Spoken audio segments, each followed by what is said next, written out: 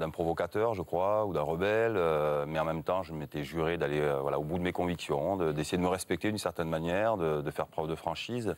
Et j'ai vraiment eu le sentiment, même quand c'était dur, d'être un privilégié, de vivre des moments d'intensité extrême et de se sentir vivant. Aucun regret? Ah non, absolument Surtout pas. Non, au contraire, absolument pas. Sauf de ne pas avoir gagné cette finale, voilà. J'imagine. Dites-moi une chose, elle est devenue quoi cette moustache? Qu'est-ce qui s'est passé? Ça a été la moustache, finalement la plus célèbre de France. Vous l'avez rasée, c'était une discussion avec votre femme? Pour la petite histoire, ma femme souhaitait que je la garde. Alors peut-être je la soupçonne d'avoir voulu m'en les dire, peut-être volontairement. Elle faisait partie un peu de cette histoire, donc elle n'a pas survécu quelque part aussi à cette histoire.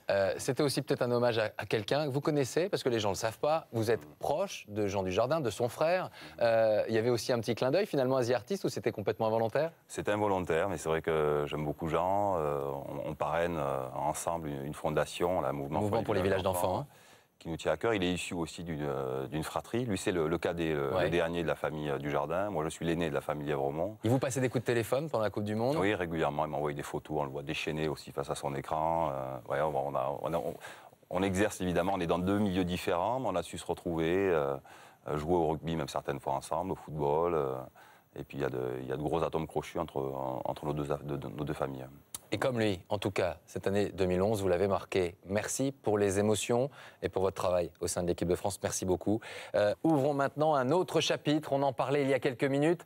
Alors que la France célébrait au milieu de l'été les exploits de Thomas Voeckler, la légèreté du moment, rare en cette année 2011, allait être fauchée par un événement en Norvège. La folie meurtrière d'un jeune militant fasciste.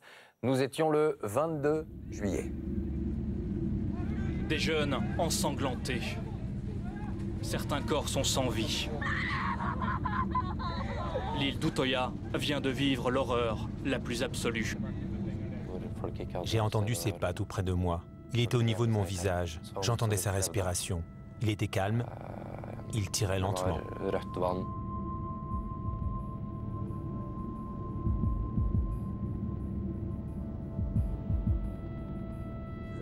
La victime numéro 4, c'était moi. Pendant près d'1h30, le tireur Anders Behring Breivik a traqué et achevé ses cibles. Des dizaines d'adolescents de 14 à 18 ans abattus froidement. Le 22 juillet, la Norvège vit sa journée la plus meurtrière depuis la Seconde Guerre mondiale. Attentat à la bombe, fusillade, un homme met à exécution un plan préparé depuis des années. Anders Breivik a 32 ans. Ancien membre d'un parti d'extrême droite, il est nourri d'une idéologie raciste et xénophobe. Sur Internet, il a diffusé ses images. Il se présente comme un chevalier en croisade. Ses ennemis, ce sont les musulmans, accusés d'envahir l'Europe. Un discours de haine, avant de passer à l'acte. Quelques jours avant la tuerie, le suspect postait ce message sur son profil Twitter. Une personne avec une croyance a autant de force que 100 000 personnes qui n'ont que des intérêts. Une citation qui sonne aujourd'hui comme un énigmatique avertissement.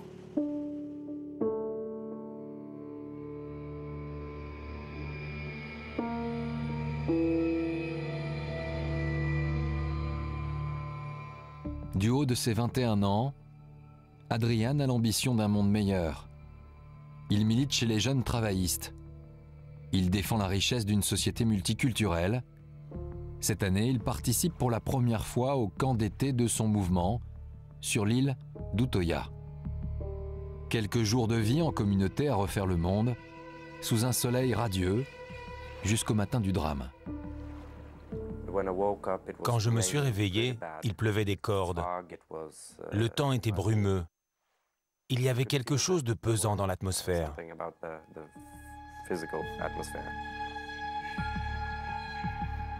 Au même moment, à 30 km de là, à Oslo, Anders Breivik passe à l'action. Il gare une camionnette pleine d'explosifs près du siège du gouvernement.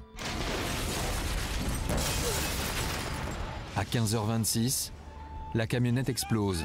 La déflagration en plein centre-ville fait 8 morts et une quinzaine de blessés. L'attention des forces de l'ordre est focalisée à Oslo. Anders Breivik en profite pour passer à la deuxième phase de son plan. À 16h50, il débarque sur l'île d'Utoya. Il est habillé en policier et il demande aux jeunes de se rassembler très vite autour de lui. Au début, je me suis dit que c'était bien qu'on nous envoie quelqu'un pour nous donner des informations et nous apporter du soutien. Mais l'homme sort une arme et commence à tirer. C'est la panique. Les jeunes se mettent à courir. D'abord, je me suis dit, c'est une simulation. Ça ne peut pas être une attaque terroriste. Pas sur une petite île comme ça en Norvège. Certains tentent de se cacher sous les tentes ou dans les bâtiments, mais le tueur va les débusquer systématiquement. D'autres plongent dans le lac pour s'enfuir. Dans l'affolement, Adrian court vers la plage et se jette dans l'eau glaciale. Mais au bout de 100 mètres, frigorifié et épuisé, il fait demi-tour. J'étais sur le point d'atteindre la rive quand il est sorti des bois. Il a commencé à tirer sur ceux qui tentaient de s'enfuir à la nage. À ce moment-là, j'ai réalisé que ce n'était pas une simulation, que c'était réel à cause de l'impact des balles dans l'eau.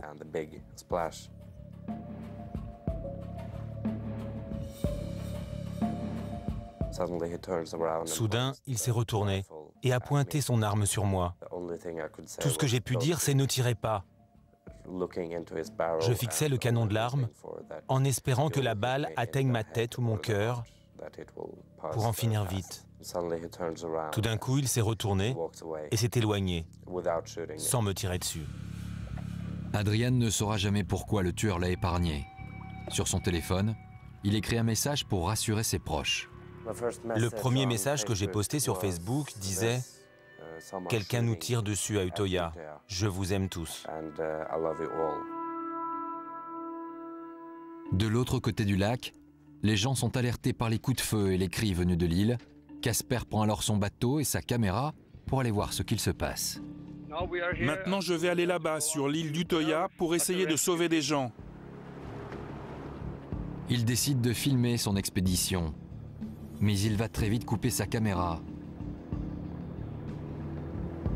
Alors qu'il s'approche de l'île, il découvre des jeunes paniqués.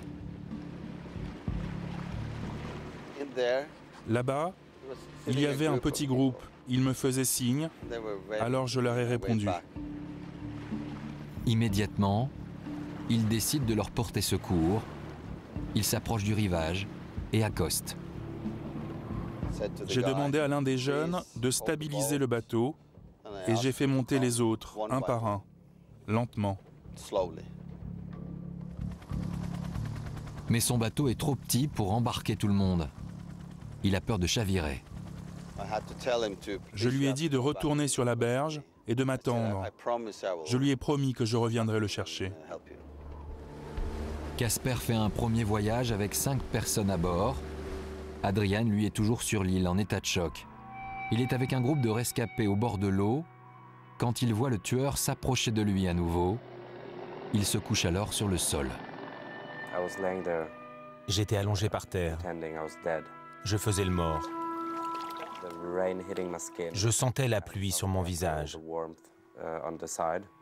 Soudain, j'ai senti quelque chose de chaud appuyé sur mon épaule. Puis, le bruit d'une détonation a explosé dans mes oreilles. Anders Breivik vient de lui tirer dessus à bout portant. Adrian est blessé, mais il ne bouge pas. Quelques minutes plus tard, j'ai rouvert les yeux et je l'ai vu s'éloigner. Adrian s'en sort une seconde fois. Il envoie un nouveau message. « Je suis blessé, mais vivant ». Casper, lui, revient sur l'île d'Utoya dans l'espoir de sauver d'autres jeunes. Je regardais vers les bois et je me suis demandé, est-ce que je vais mourir? Honnêtement, j'y ai pensé. Et je me suis dit que non, ça n'arriverait pas. En plus, je devais tenir ma promesse. Il finit alors par récupérer le garçon qui l'attendait sur le rivage. Je me souviens de son visage. Il était assis à l'avant du bateau avec les mains jointes et il répétait sans arrêt « Merci, merci, merci ». Ça a été un moment très fort.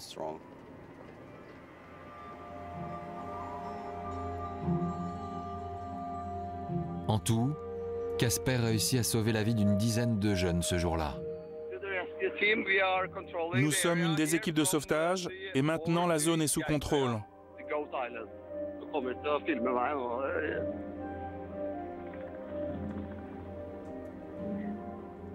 À 18h25, les forces de l'ordre arrivent enfin sur l'île. 2 minutes plus tard, le tireur Anders Breivik se rend sans résister. La tuerie a duré plus d'1h30. 69 jeunes sont morts, 66 sont blessés. La plupart avaient entre 15 et 17 ans. Adrian est l'un des premiers blessés à être évacué. À l'hôpital, les médecins lui donnent un numéro. Il est la victime numéro 4. J'étais en état de choc. Le premier jour, j'étais choqué par ce qui m'était arrivé à moi. Puis j'ai réalisé l'ampleur de la tuerie. Pourquoi il a fallu que ça arrive? Et quand on a su qui il était et ce qu'il planifiait, c'était encore pire. Je ne pouvais pas regarder les infos, c'était trop dur.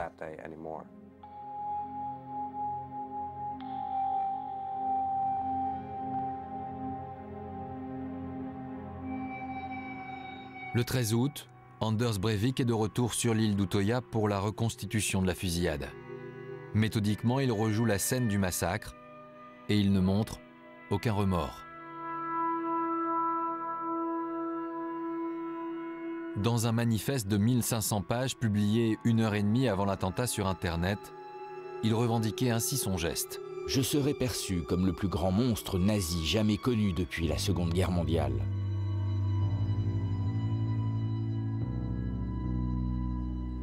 Alors, Anders Breivik, on l'a vu, a utilisé Internet pour véhiculer sa haine. Internet qui reste en 2011 un lieu où le pire côtoie le meilleur. Cette année, il y aura eu les appels à la révolte dans les pays bâillonnés. Des mots et des images qui sont parfois cliqués des millions de fois sans que l'on sache vraiment ce qui est vrai ou faux. En voici un symbole, l'incroyable histoire d'un baiser qui a fait le buzz, comme l'on dit. Étendu sur la chaussée au milieu du chaos, un couple s'embrasse dans un monde en feu.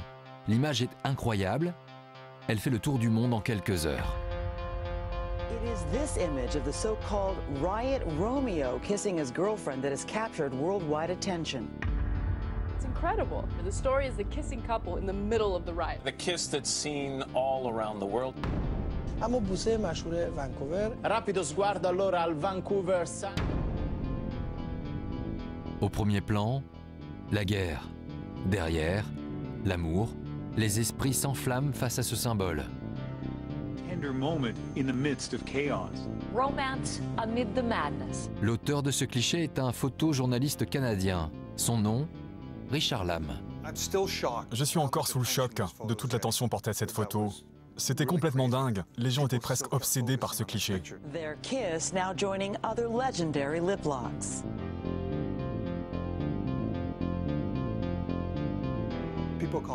La photo est devenue une icône. Je ne sais pas si elle le vaut vraiment. L'avenir nous le dira. Pour moi, c'est juste une image. Une image symbolique dans une année de révolte des peuples. Ce baiser est vu comme un défi face à l'autorité.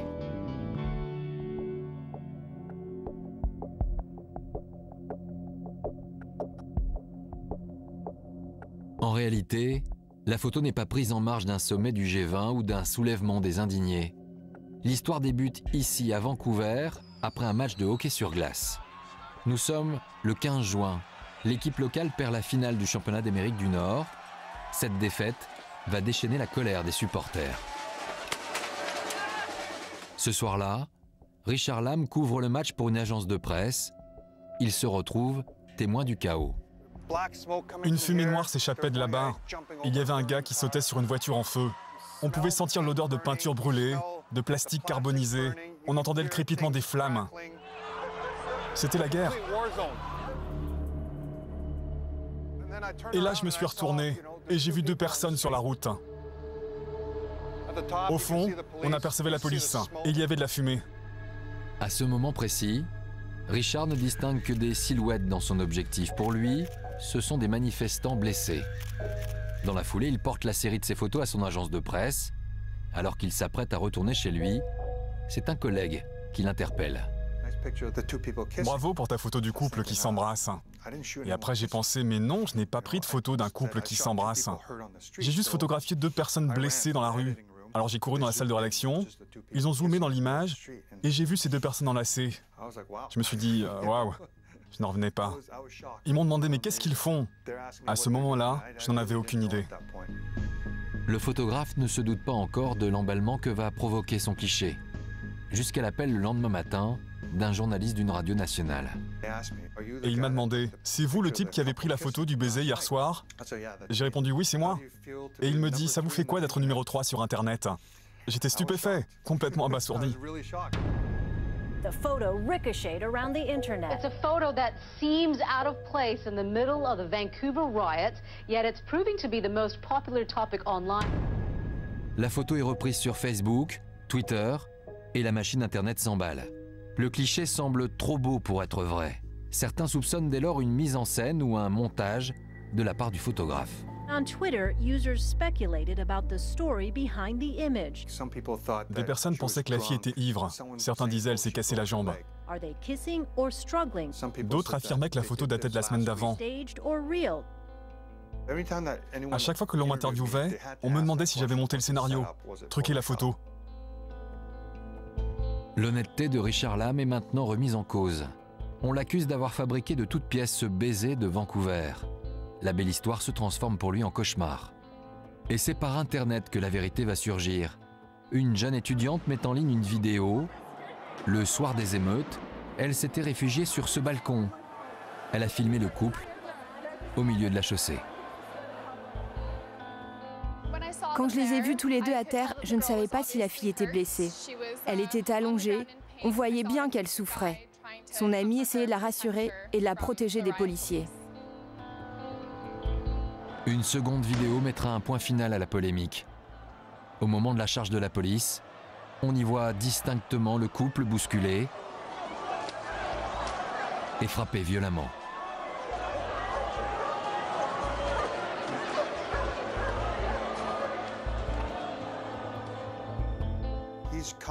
Il la réconforte parce qu'elle est blessée.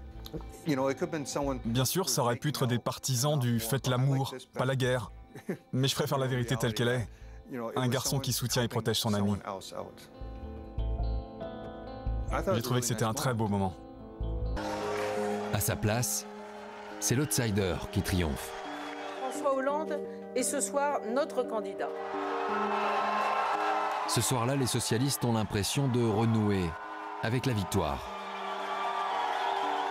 C'est l'ambiance des grands soirs rue Solferino. On va revivre mai 80. Les 6 prétendants se sont soumis à un vote ouvert à tous les électeurs de gauche pour désigner leur candidat officiel. C'est une première et un succès inattendu. Partout en France, les votants se sont déplacés par milliers. 2 665 000 personnes se déplaçaient pour voter dimanche dernier, un chiffre au-delà des espérances socialistes. Monsieur Hollande, est-ce que c'est le plus beau jour de votre vie? Non, c'est pas de voir. Ce sera le 6 mai. Pour le vainqueur, un nouveau chapitre s'ouvre. Pour la candidate de 2007, l'histoire ne se répète pas. Est-ce que c'est la tête la plus dure que vous ayez connue ce soir? Pourquoi plus que les autres? Parce que c'est beaucoup de choses données et beaucoup de déceptions. Pour tous ceux qui m'ont soutenu, on la soutiendra toujours. Merci. Déception aussi pour ceux qui voyaient Jean-Louis Borloo comme leur futur champion. Il y a quelques mois, l'ancien ministre semblait prêt à viser l'Élysée.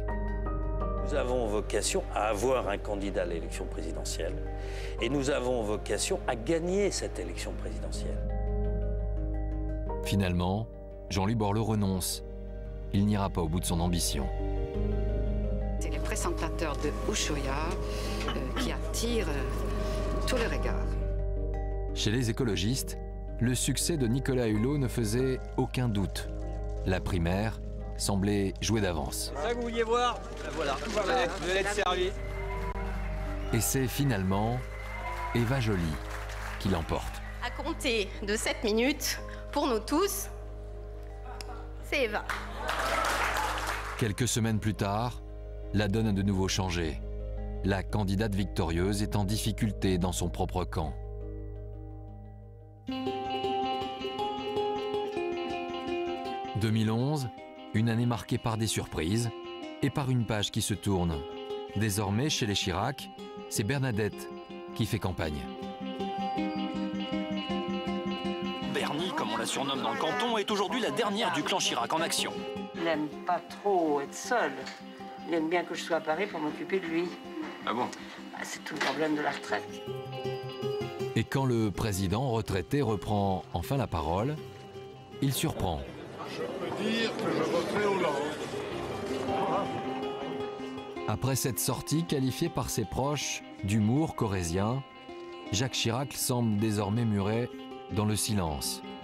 Malade, il ne se présentera pas d'ailleurs à son procès pour les emplois fictifs de la ville de Paris. Le mal dont souffre Jacques Chirac a été identifié, anosognosie. Depuis le début de l'été, l'ancien président de la République est apparu diminué, marchant à peine et s'appuyant sans cesse sur ses gardes du corps ou ses amis.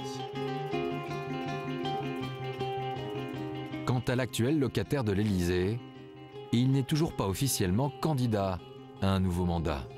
Mon travail, c'est pas de penser à la candidature. À la différence des autres, mais je suis président de la République. Peut-être vous en êtes-vous rendu compte. Et j'ai un travail de président à faire. Vous pouvez être président de la République et candidat. Ben non. Non. Franchement, en ce moment, non. Au plus bas dans les sondages, il y a encore quelques semaines, le président de la République retrouve des couleurs dans les enquêtes d'opinion. Nicolas Sarkozy remonte dans les sondages, plus 6%. L'incroyable retour. Les sondages indiquent, c'est vrai, une embellie. Rien n'est donc prévisible, et d'autant moins en année préélectorale.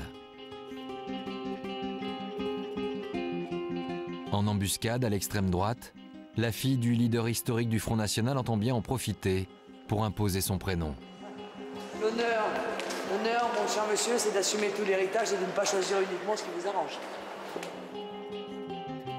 Peut-être Marine Le Pen espère-t-elle réitérer, 10 ans plus tard, le séisme de l'élection de 2002. Car en politique, plus qu'ailleurs, l'histoire n'est jamais écrite à l'avance. Et qui peut aujourd'hui présumer du vote des Français en mai prochain? Et définitivement, on l'aura compris au regard de cette année 2011, une fois de plus, l'histoire politique n'est jamais écrite à l'avance. Bonsoir François Hollande, merci d'être avec nous. Bonsoir. Qui a déclaré cette année, selon vous, dans une interview, cette phrase assez étrange « J'adorerais être président de la République ». C'était dans l'Express, c'était le 2 décembre 2011. Qui a bien pu prononcer cette phrase? Je ne sais pas. C'est un comédien qui est à côté de vous, il s'appelle Vincent Lindon, il a interprété le rôle d'un Premier ministre. Oui, je pensais qu'il était resté au niveau du Premier ministre, mais donc je vois qu'il il a envisagé un temps dans ce film également de devenir président de la République. Alors, ça vous passionne toujours autant la politique, Vincent Lindon? Oui, c'est un peu je t'aime moi non plus, il y a une sorte d'attirance, puis quelquefois... Non, mais vous commencez par une question. Bonsoir. Vous commencez par une question qui est un peu simple. Aujourd'hui, demander à quelqu'un s'il veut être président de la République, c'est comme à l'époque quand on demandait à un enfant ce qu'il voulait faire, il répondait pompier. Aujourd'hui, chaque gamin à l'école pensait qu'il a envie de devenir président de la République. Tourné comme ça, on me pose la question dans un journal, on me dit est-ce que vous voulez devenir président de la République? Est-ce que vous aimeriez? Est-ce que vous aimeriez? Je réponds oui, pourquoi pas? Pourquoi pas? Il y a pire. Vous, François Hollande, quel jour, quand, il y a très longtemps, vous vous êtes dit j'aimerais devenir président de la République? C'est venu comment et quand? Dans le berceau, je n'ai pas lancé un cri en disant voilà, je vais devenir président de la République.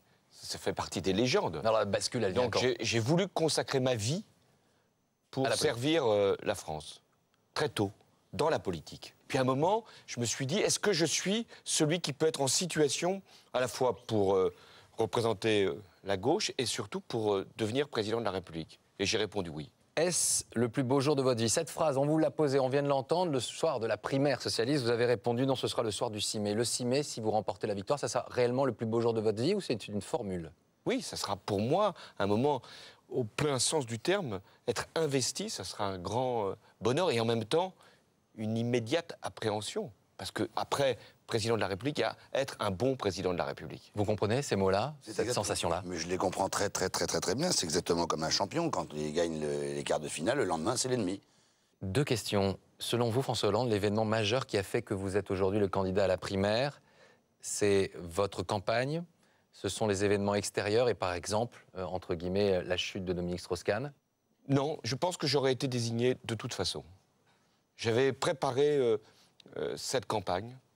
J'étais conscient que j'étais là dans le moment, celui qui pouvait être le mieux placé.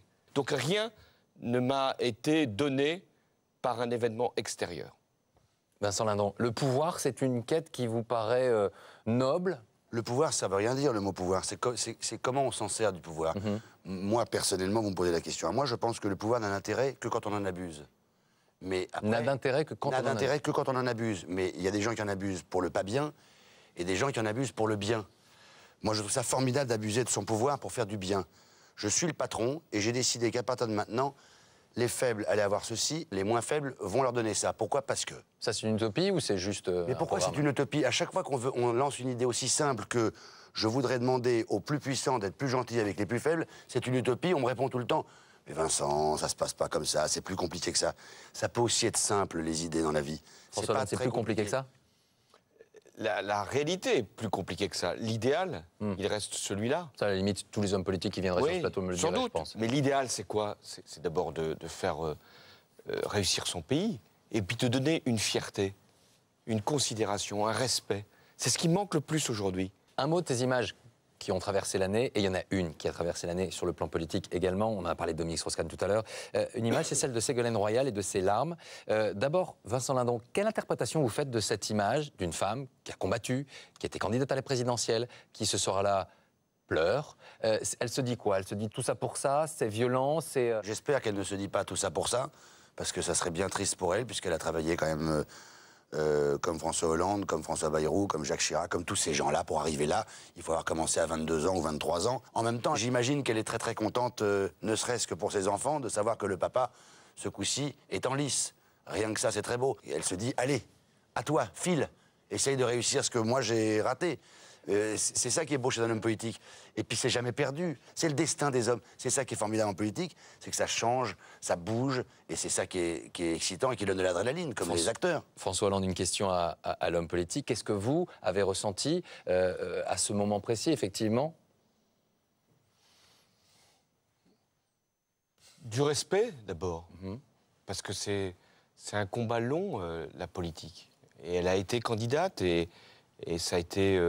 une épreuve, à la fois sans doute une joie de l'avoir été, une épreuve de ne pas avoir réussi, et de penser qu'elle pouvait sans doute encore l'être. Elle a été déçue. Mais je trouve que c'est respectable qu'il y ait de l'émotion. Vous savez, vous ne pouvez pas demander au prochain président de la République, je ne vais pas parler de l'actuel, mais au prochain, d'être comme ça, fait d'une pièce, rien ne dépasse. Il faut que les Français se rendent compte qu'il faut de la fermeté, il faut de l'autorité, mais en même temps, il faut que ce soit aussi un homme, une femme... Normal. Ouais, comme les autres, bien sûr. C'est pour ça que j'ai parlé de candidat normal. Si Nicolas Sarkozy décide de se lancer dans la bataille, il sera un candidat difficile, forcément. Et si oui, pourquoi? Il peut dire, voilà, vous devez me reconduire parce que je suis le seul qui a déjà fait le travail de président. Et ça sera un bon candidat? Difficile à battre. Je pense que n'a pas été un bon président et que ça va lui peser. Ça sera très difficile pour lui d'expliquer qu'il peut réussir pendant les 5 prochaines années ce qu'il n'a pas été capable de faire pendant les 5 dernières. Vincent Lindon, vous pensez que quand on devient président de la République, on perd forcément quelque chose? On dit de François Hollande qu'il a beaucoup d'humour. Est-ce qu'il aura la possibilité d'être normal, de rester un homme avec de l'humour, si dans 6 mois il devenait président de la République? Oui, j'aimerais bien que notre prochain président de la République soit quelqu'un qui, de temps en temps, on le voit manger, boire, marcher, fermer les dossiers pendant un week-end, pas sans arrêt avec un téléphone portable à l'oreille. Moi, je voudrais revoir mon président marcher dans une allée d'arbres avec son chien. J'ai envie de voir ça, ça me rassure. Je sais bien qu'il a du boulot, ça me rassure. Je me dis, tiens, il a une doctrine, il réfléchit. Alors, qui verra-t-on marcher avec un chien dans une allée en 2012? On verra ça, pas de pronostic, Vincent Lindon? Non, pas de pronostic. Pas de pronostic. Merci. Une question ou... C'était une question ouverte mais fermée, puisque je connaissais à peu près la réponse. Merci à vous deux d'être venus sur ce plateau. Je dois donc dire que j'essaierai d'être maître du temps, mais que je n'ai pas de chien. Affaire à suivre.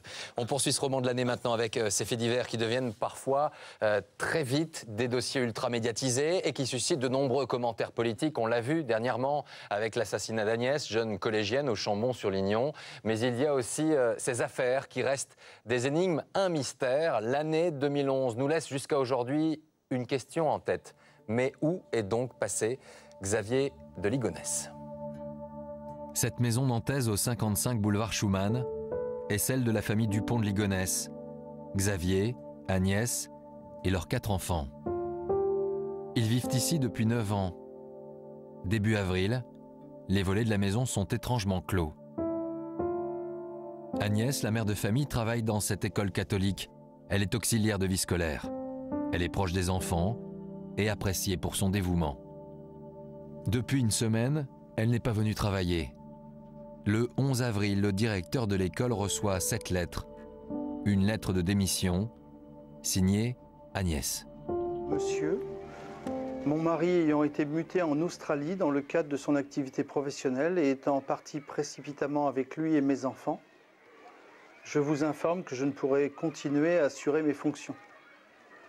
Quand on reçoit ça, on se dit, mais vraiment, le contenu est incroyable et surtout, c'est pas Agnès qui a écrit ça. Agnès écrivait avec de l'affection. Là, c'était une lettre administrative tapée par quelqu'un d'autre. Je me suis dit, il y a quelque chose qui ne va pas, c'est pas normal.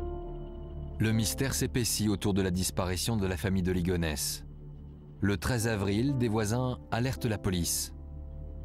Et pendant une semaine, les enquêteurs vont fouiller la maison. Ils ne trouvent rien d'anormal avant d'aller voir le 21 avril sous la terrasse du jardin. En creusant, les policiers viennent de déterrer le bout d'une jambe, suivi d'un corps tout entier.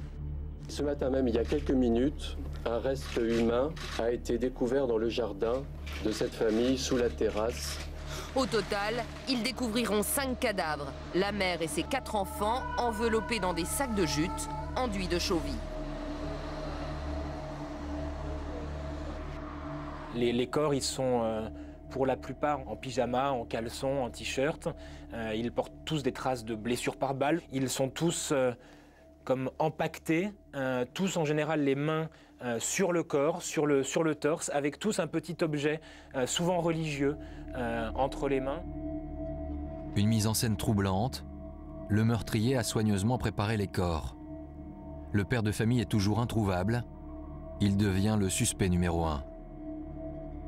Les enquêteurs partent à sa recherche. Il a quitté Nantes 10 jours avant la découverte des corps. On retrouve sa trace dans le Vaucluse. Il a passé une nuit dans cette auberge 4 étoiles. Le lendemain, le 14 avril, il retire de l'argent à un distributeur de Roquebrune-sur-Argence. Cette photo, prise par les caméras de surveillance, est la dernière image de Xavier de Ligonnès. On retrouvera sa voiture abandonnée sur un parking. Est-ce qu'il est allé se suicider dans une anfractuosité cachée de la zone? Caché pourquoi? Pour qu'on ne le retrouve pas et que sa thèse de la disparition de la famille fonctionne? Ou est-ce que de là, il a redémarré une nouvelle vie en partant pour l'étranger? Pour l'instant, on ne sait pas ce qu'est devenu Xavier Dupont de Ligonnès. Qu'y a-t-il derrière ce drame inexpliqué? Xavier de Ligonnès cache-t-il un autre visage que celui du bon père de famille?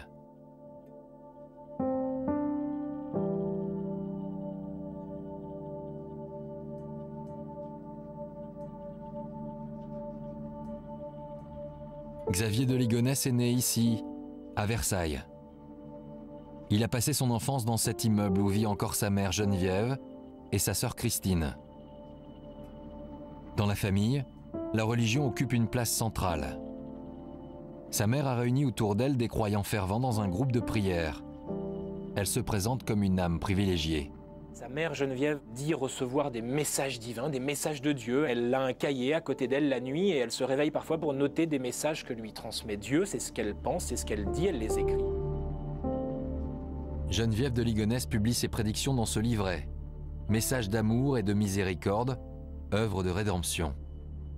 Elle y annonce la fin du monde, la lutte finale entre les anges et Lucifer. Son fils baigne dans ses croyances quand il se marie avec Agnès en 1990. Élisabeth est une amie intime de la famille d'Agnès. À l'époque, tous ses proches sont alertés par le changement de comportement de la jeune femme.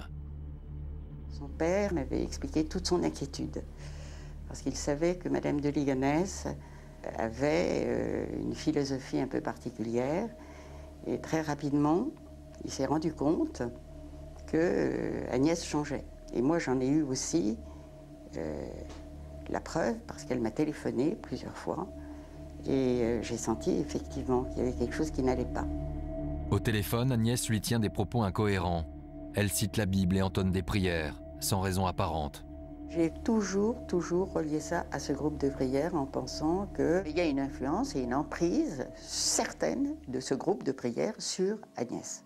À Versailles, à la même époque, Marie Drillon de l'Association de défense des familles et de l'individu reçoit plusieurs courriers d'anciens membres du groupe de Geneviève de Ligonnès. Il dénonce ses exigences, actes de soumission, régime alimentaire sévère, port de vêtements particuliers. C'est des gens qui ont des véritables inquiétudes parce qu'avec leur instinct et leur bon sens, ils sentent qu'il y a des choses qui sont à risque. Avec des signes d'autorité très nette de la part de la dirigeante, des incitations à quitter la vie professionnelle, des incitations à déscolariser les enfants pour les couper d'un monde qui n'était pas bon. Il y a 2 ans, Marie Drillon reçoit de nouvelles plaintes. Geneviève de Ligonnès continuerait à faire des prédictions inquiétantes. Est-ce une femme dangereuse? Son avocat balaye ces accusations. En fait, c'est une grand-mère normale, comme tout le monde. Vous la verriez, vous direz ben, c'est ma grand-mère. C'est une dame qui a 80 ans, qui vit chez elle tranquillement, loin de l'agitation du monde, et qui a ce défaut majeur d'être extrêmement pieuse. Ah alors, là, effectivement, ça en a fait couler de l'encre. Aujourd'hui, Geneviève de Ligonnès reste cloîtrée chez elle à Versailles. Elle refuse de montrer son visage. Julien Dumont est parvenu à l'interviewer il y a quelques semaines. Quand j'ai rencontré Geneviève Dupont de Ligonnès, j'ai rencontré une mamie Nova, une grand-mère, tout le monde en apparence. C'est un petit bout de femme assez âgée aujourd'hui, qui a encore les yeux très bleus, qui pétille la vivacité et l'intelligence. Le portrait que dressent d'elle les policiers est un peu moins flatteur, puisqu'ils insistent beaucoup sur ce côté un peu azimuté, vont-ils jusqu'à dire, extrémiste dans certaines pensées.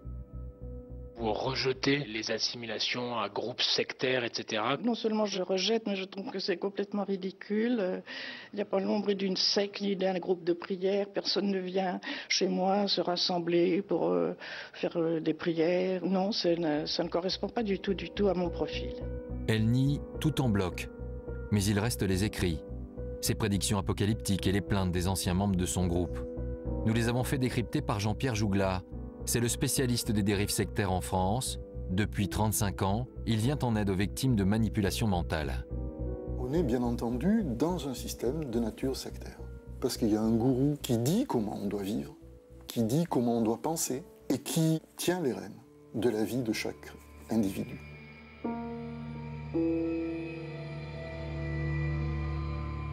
La logique apocalyptique, elle est claire. Geneviève de Ligonnès va expliquer aux adeptes qu'on arrive à la fin d'un monde, que la mort n'est rien, que le corps n'est rien, parce qu'un nouvel être va apparaître, qui est le nouveau Christ. Et ce nouveau Christ, il doit naître au sein de la famille de Ligonnès. C'est Christine, la sœur de Xavier, qui est désignée pour porter l'enfant Dieu. Des hommes du groupe de prière sont même mis à contribution pour que se réalise la prédiction, comme le prouve cette lettre reçue par Marie Drillon. Il y avait le témoignage d'un homme auquel Geneviève de Ligonnès avait avec insistance demandé d'être le père de l'enfant à venir.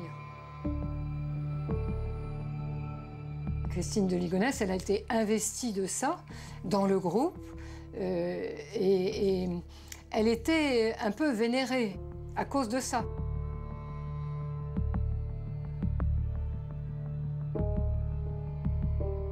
Xavier de Ligonnès et sa femme faisaient-ils toujours partie du groupe de prière? Partageaient-ils les croyances de Geneviève et Christine? À Nantes, Agnès semblait avoir rompu avec ses thèses apocalyptiques. En 2005, elle appelle son amie Elisabeth. Elle lui annonce qu'elle a retrouvé son église et qu'elle veut divorcer de son mari. J'ai retrouvé mon église et ça y est, je me sens bien. Elle me l'avait dit. Je suis revenue à mon église et je me sens bien. Maxime était le meilleur ami d'Arthur, l'aîné des enfants. Ces 5 dernières années, il a passé de nombreuses soirées dans la maison de Nantes. Agnès, elle était chrétienne, pratiquante, mais avec un cœur de maman, quelqu'un qui comprend une chrétienne moderne, si je peux dire. Mais qu'en est-il à ses yeux de son mari? En 5 ans d'amitié, j'ai vu Xavier Dupont de Ligonnès qu'une seule fois. 10 minutes, dans la maison. Il n'était jamais là. encore à cette époque-là, quoi qu'il en soit. Il avait énormément d'influence sur elle et elle avait peur de lui. Et je ne dis pas peur, je pense qu'elle avait très peur de lui. Xavier de Ligonnès était-il toujours sous l'emprise de sa mère? Une chose est sûre, il était toujours en contact étroit avec elle et sa sœur Christine. La preuve, le soir du drame, il leur téléphone.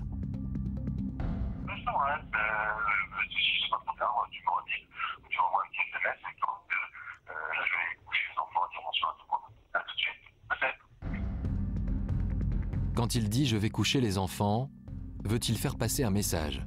Oui, ça a intrigué cette histoire de « je vais coucher les enfants » parce qu'on se dit « mais ils sont grands, on va plus coucher les enfants ». Mais en fait, c'est une expression de père de famille. Et j'y ai posé la question et elle m'a dit « mais non, il a toujours dit ça, hein, je vais coucher les enfants, c'est-à-dire je vais leur faire une bise ». Pour moi, coucher les enfants, ça veut dire je vais leur dire au revoir.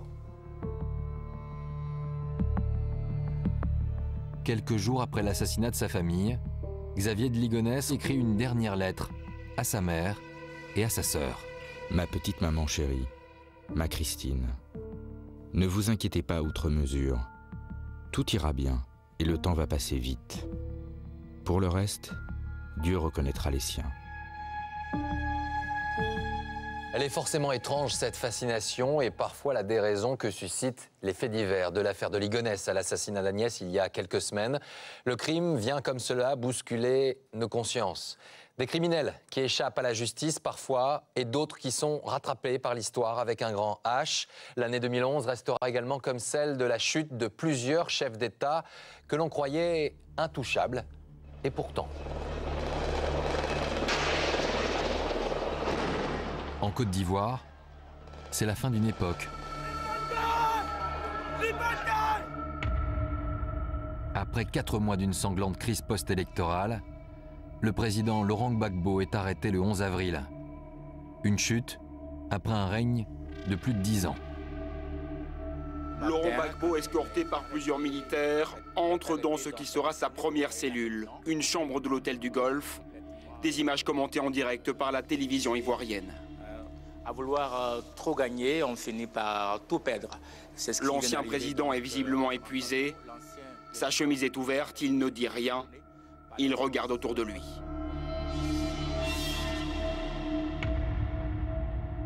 Ratko Mladic a le même regard perdu. L'ancien chef militaire des Serbes de Bosnie est arrêté après 16 ans de cavale.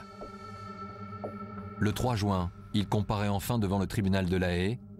Il est inculpé pour génocide, crime de guerre et crime contre l'humanité. En Égypte, c'est le tout-puissant Raïs, Hosni Moubarak, qui comparaît en août devant ses juges.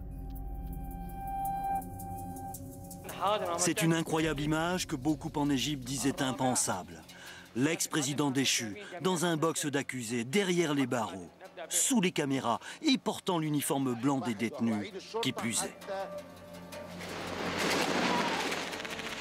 Au même moment, en Libye, le colonel Kadhafi résiste.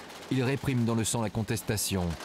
La guerre civile fait des dizaines de milliers de morts, mais les insurgés sont arrivés devant son palais. Un homme est touché en plein cœur, juste à la porte. Il gît par terre, mort. Nous sommes à 50 mètres du palais de Kadhafi. Si les rebelles réussissent à prendre cette forteresse, simple pouvoir, leur guerre est gagnée. Il restera bien quelques poches de résistance par-ci par-là, mais le plus dur sera fait. Dans le monde arabe, un pouvoir résiste encore à la voix de son peuple et la réprime avec une violence inouïe. Le régime syrien va-t-il encore longtemps tirer sur sa population en toute impunité? Nous sommes fin juillet sous les fenêtres de la Maison-Blanche. Le collectif Uni pour la Syrie rassemble des dizaines de manifestants. Ils appellent à la chute du dictateur Bachar el-Assad. Ils dénoncent la répression dont souffre son peuple depuis des mois. Sur scène, Malek Jendali, un Américain célèbre pianiste d'origine syrienne, vient jouer son dernier morceau, Watani Anna, Je suis ma patrie. Je suis honoré de partager ma musique avec vous. J'espère que vous l'aimerez. Ça vient du plus profond de mon cœur, pour vous, pour le peuple syrien et notre chère Syrie. Watani Anna.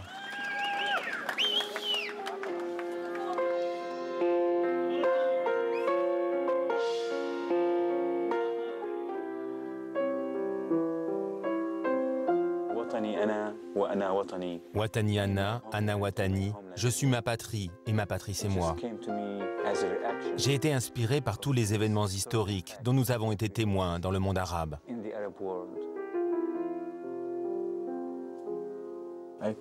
Je l'ai composé en un jour pour soutenir la liberté et la démocratie dans le monde, y compris dans mon propre pays, la Syrie.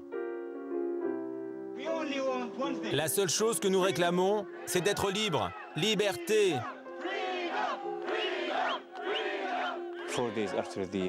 4 jours après le concert à la Maison-Blanche, j'ai appelé à la maison en Syrie. Et j'ai appris que les forces de sécurité avaient attaqué mes parents. Il reçoit alors cette terrible photo de ses parents. Mamoun, son père, 73 ans, et Lina, sa mère, 66 ans. J'ai reçu de nombreuses menaces. Ils m'ont téléphoné en m'ordonnant de ne plus faire de concerts. Sinon, nous te tuerons et nous tuerons tes parents après. Alors que faire? Continuer à jouer pour la liberté ou se taire pour protéger ses parents menacés de mort?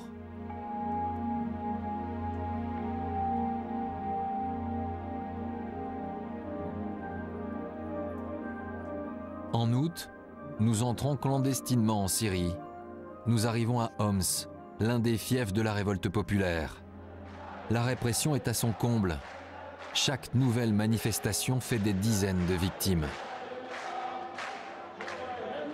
Les parents de Malek Jendali se terrent chez eux. 3 semaines après l'attaque dont ils ont été victimes, ils vivent encore dans la peur, mais ils acceptent de témoigner et ils nous montrent une vidéo. C'est un cousin qui a filmé ces images, quelques heures après leur passage à tabac pour prouver la cruauté du régime. Ce soir-là, tout débute quand on frappe chez eux, on réclame de l'aide pour soigner un blessé. Mahmoud Jendali est un chirurgien réputé, il ouvre alors sa porte et 2 hommes se jettent sur lui. L'un d'eux m'a mis du scotch sur le nez et autour de la bouche, et l'autre m'a menotté les mains dans le dos. Et ils ont commencé à me frapper. Puis ils ont pris mes clés et sont rentrés dans la maison. Ma femme qui était à l'intérieur était malade et elle était allongée. Au moment où ils sont rentrés, elle a été surprise et elle s'est mise à crier. Ils l'ont tirée du canapé et l'ont mise par terre. Un des leurs s'est mis sur elle et a commencé à la tabasser. Il disait « Nous sommes là pour éduquer ton fils parce qu'il participe aux manifestations et qu'il se moque de nous. » Le tapis était complètement maculé de sang. Jamais je n'aurais pu croire que l'on puisse s'en prendre à nous pour ça. À cause de mon fils.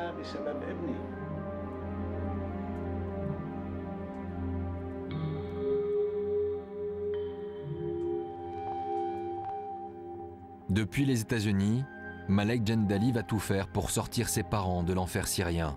Il alerte les médias et demande de l'aide au département d'État. Les autorités offrent exceptionnellement un permis de séjour de 5 ans aux parents de Malek. C'est alors une longue attente qui commence.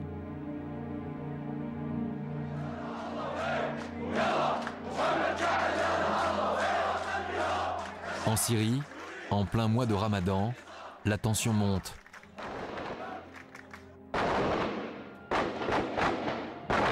Sortir du pays n'est pas chose facile.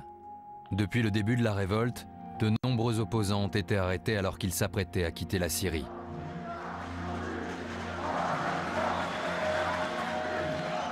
Malgré les promesses du pouvoir en place, la répression s'intensifie de jour en jour.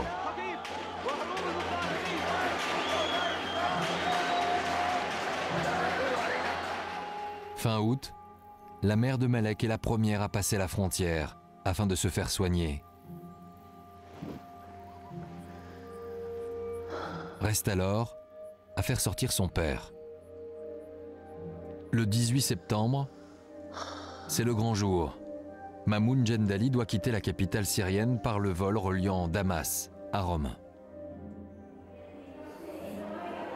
En Italie, Mamoun arrive à l'aéroport. Il est parvenu à quitter son pays sans encombre. Ça y est. C'est le coup de fil que j'attendais. Allô? Bonjour mon fils. Bonjour papa. Comment ça va? Ça va. Je suis content que tu sois sain et sauf. Comment s'est passé le voyage? Bien. Tu dois être fatigué, non? J'ai souffert. Qu'est-ce que tu dis? J'ai souffert, j'ai souffert. Ah, je sais à quel point tu as souffert, papa. On t'a pas posé trop de problèmes à Damas? Pas du tout. Je t'attends à Atlanta, papa. Ok, chérie. Je t'aime, papa. Prends soin de toi.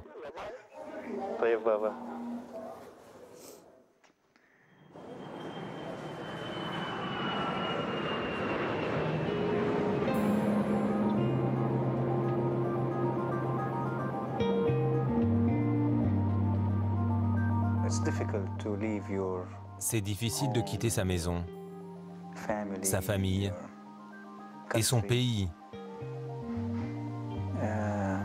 dans ces circonstances.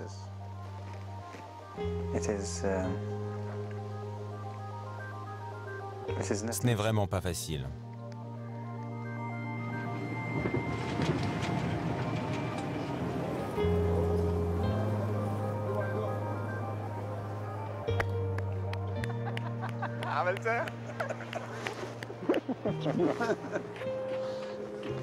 Enfin, tu es là.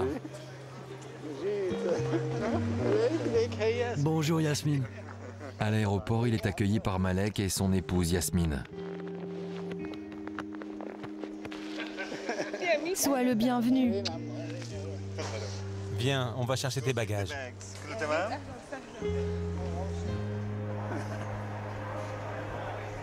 Watani Anna, hein? Ah oui, on les a rendus fous avec ça.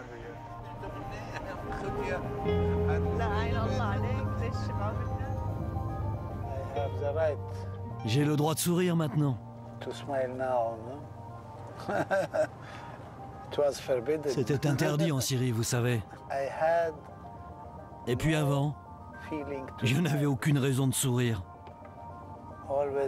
Les nouvelles étaient tout le temps mauvaises.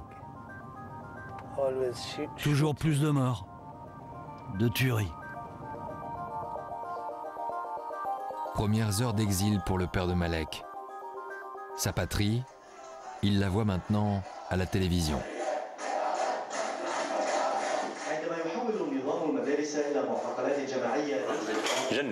Regarde, ils sont devenus fous.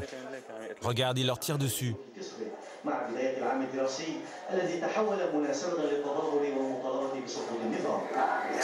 Qu'ils aillent en enfer.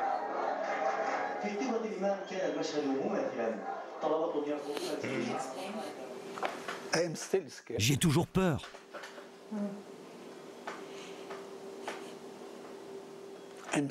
Je suis malade. 40 ans de terreur. Elle imprègne tout mon corps, tout mon être.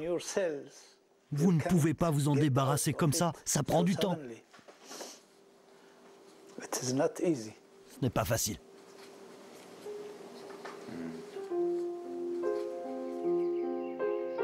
Aujourd'hui, la famille Jendali est réunie aux États-Unis. La femme de Mamoun est soignée à Détroit chez leur autre fils. Tous espèrent rentrer un jour dans leur pays et y vivre enfin librement.